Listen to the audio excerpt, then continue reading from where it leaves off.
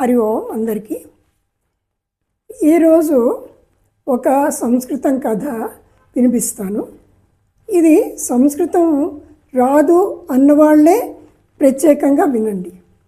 సంస్కృతం మీకు అర్థమైందా లేదా తెలుస్తుంది.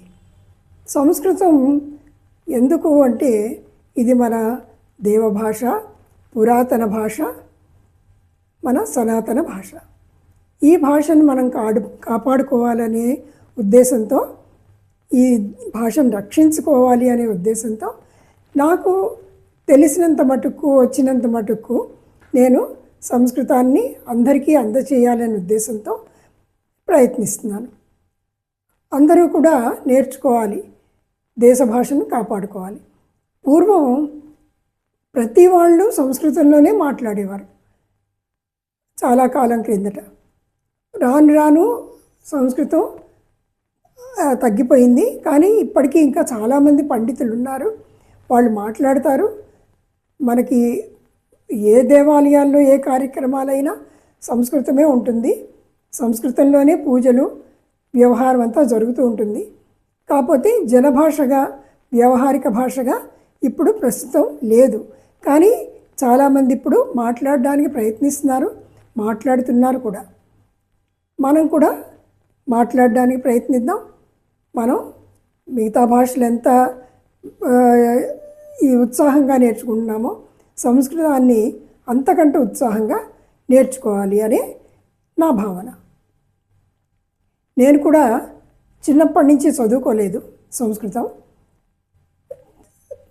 చాలా 60 ఏళ్ళు దాటిన తర్వాతనే నేను కూడా సంస్కృతం అనేది మొదలుపెట్టాను. కానీ నాకు చాలా బాగుంది. సంస్కృతం నేర్చుకుంటే చాలా ఒక ఆనందంగా ఉంది. తెలియని భాష, కొత్త భాష, పాత భాషే కానీ కొత్తగా నేర్చుకోవడం వల్ల చాలా ఆనందాన్ని పొందుతున్నాను. ఇది నేర్చుకోవడం వల్ల కొన్ని శ్లోకాలు, చిన్న చిన్న కథలు సంస్కృతంలోవి అర్థమవుతున్నాయి చక్కగా. ఎన్నో సుభాషితాలు ఉన్నాయి, ఎన్నో మంచి విషయాలతో శ్లోకాలు ఉన్నాయి. అవన్నీ కూడా మనకి అర్థమవుతూ ఉంటాయి కాస్త సరళ భాష నేర్చుకుంటే. సంస్కృత భారతి ద్వారా ఉచితంగా కూడా నేర్పిస్తున్నారు కాబట్టి చక్కగా నేర్చుకోవచ్చు. మీరు సంస్కృతాన్ని అభివృద్ధి చేయొచ్చు. అందరం సంస్కృతం కోసం మనము పాటుపడదాం, ప్రచారం చేద్దాం. ఇప్పుడు ఈ కథను నేను చెప్తాను, వినండి. ఈ కథ మొత్తం బోర్డు మీద రాసి పెట్టాను. ఈ కథని మీరు చూడండి. మీకు ఎంతవరకు అర్థమైందో కూడా ఒకసారి పరిశీలించుకోండి. సరేనా? ఇప్పుడు కథ మొదలు పెడదాము. ఏకః కాకః అస్తి, కాకస్య దాహమస్తి, తదా గ్రీష్మకాలః అధికం ఉష్ణమస్తి. కాకః బహుదూరం గచ్చతి, భ్రమతి, జలార్థం అన్వేషణం కరోతి. కించిదనంతరం ఏకం ఘటం పశ్యతి. కాకః అతీవ సంతోషం ప్రాప్తవతి, పరంతు ఘటే స్వల్పం జలమస్తి.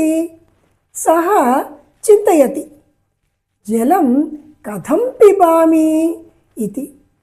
ఏకం ఉపాయం కరోతి, శిలాఖండాన్ ఆనయతి, ఘటే స్థాపయతి.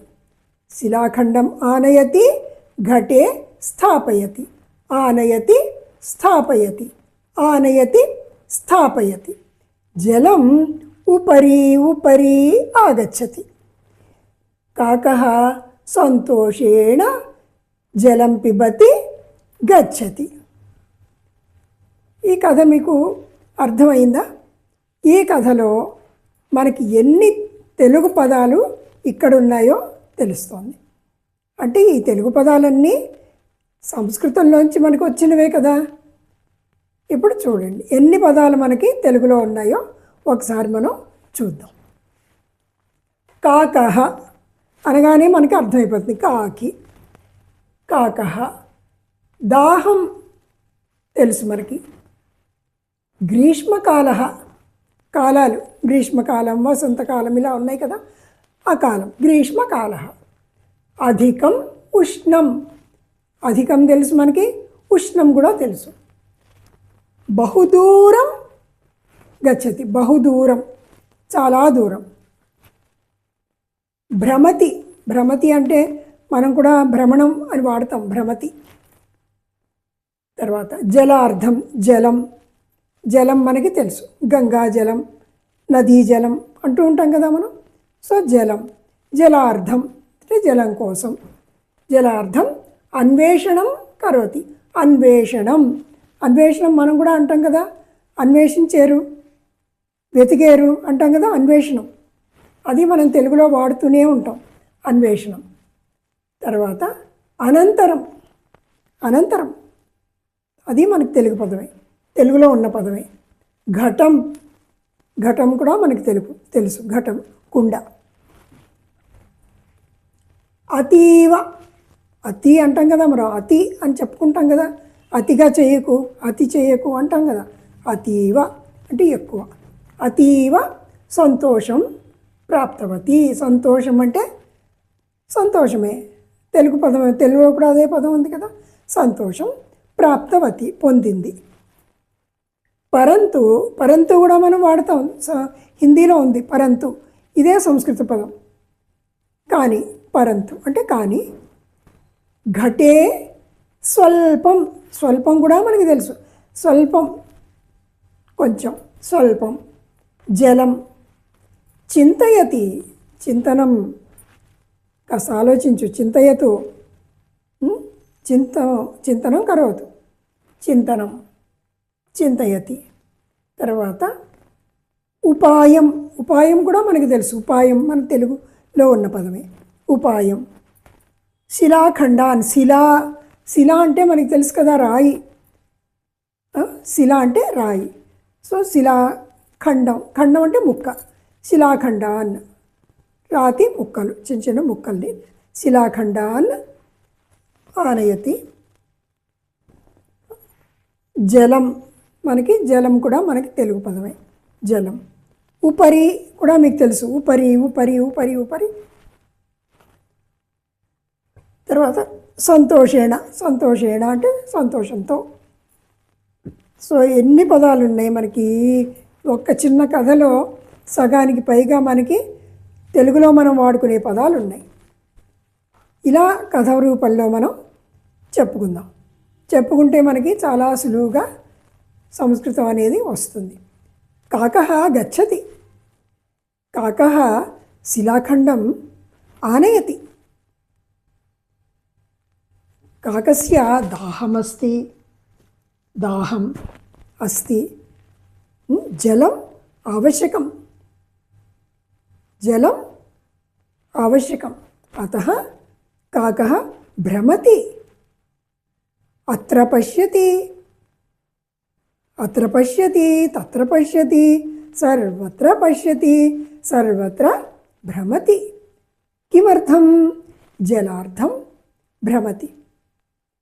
तत्र एकः घटं पश्यति, घटं एकः घटं पश्यति, घटे किमस्ति? स्वल्पं जलमस्ति, अधिकं नास्ति, स्वल्पं जलमस्ति. किं करोमि? जलं घटे अधः अस्ति, अहं कथं पिबामि इति चिन्तयति. तदा उपायं प्राप्नोति, एकम् उपायं करोति. किं करणीयम् इति.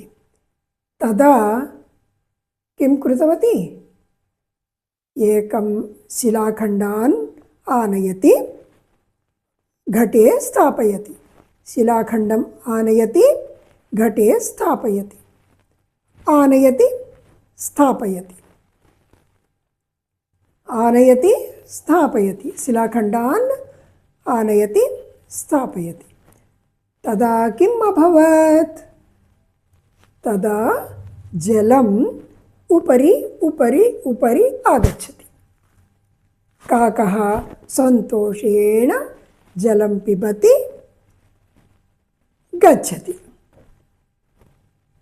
అర్థమైంది కదా, ఎంత సులువుగా మనకి కథ అర్థమైంది. ఇందులో తెలుగు పదాలు, తెలుగులో మనం ఉపయోగించే పదాలన్నీ సంస్కృత పదాలే.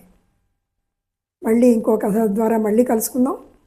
అంతవరకు ఇది విని మీరు ఓహో సంస్కృతం ఇంత సులువా, సంస్కృతం సరళ భాష, సత్యమేవ, సత్యం సత్యం నిజం, సంస్కృతం సరళమేవ, అహం నిశ్చయేన పఠామి, అహం నిశ్చయేన అధ్యయనం కరోమి, అహం సర్వేషాం కృతే అహం వదామి సంస్కృతం సులభం ఇది అహం వదామి. భవంతః అపి సర్వే సంస్కృతం సులభం ఇది వదంతు. పునర్మిలామः. జైతు భారతం, జైతు సంస్కృతం.